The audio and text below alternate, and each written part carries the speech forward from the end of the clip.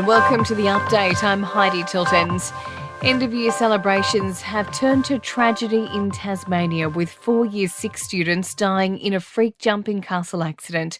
The 2 boys and 2 girls fell 10 metres to the ground when the jumping castle was thrown into the air by a freak wind gust. 5 other children are in hospital, 4 of them in critical condition. Tasmanian Premier Peter Gutwein says it's been a devastating and heartbreaking day. On a day when school children were celebrating at the end of term so close to Christmas, it's simply inconceivable that this shocking incident has occurred. Patient Zero, in Australia's biggest super spreading event of the year, has been fined $10,000. The 20-year-old was allegedly told to isolate after coming into contact with COVID on a Sydney harbour cruise, but he allegedly ignored the order and went to a Newcastle nightclub where 200 people have since tested positive. Most are believed to have the highly infectious Omicron strain. The Australian economy appears to be recovering more strongly than anticipated 7 months ago.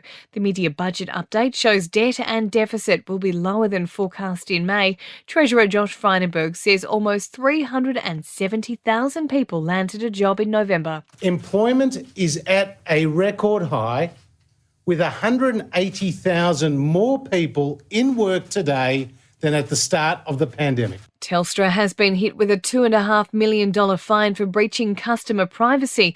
It's the largest infringement notice ever to be issued by the telecommunications watchdog.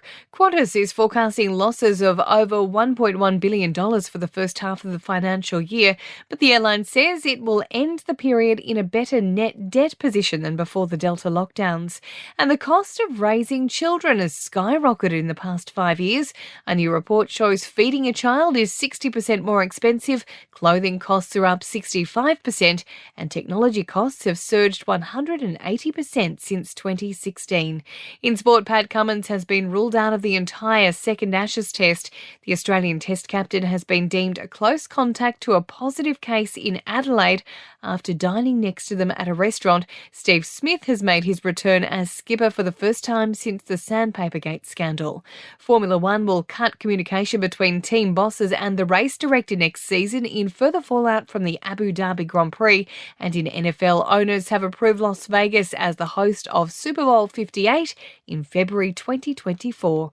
In entertainment news, Julia Roberts has been snapped flashing her toned legs during a walk on a Gold Coast beach. The 53-year-old is in Queensland filming Ticket to Paradise. Cardi B is pretty chuffed about her 3-year-old's Christmas request. The toddler has only requested a yo-yo. And Carolyn Kennedy will become the next US ambassador to Australia. President Joe Biden is nominating the daughter of former President John F. Kennedy for the role. And that's the latest from the Nova Podcast news team, but we'll see you tomorrow morning for another episode of The Update.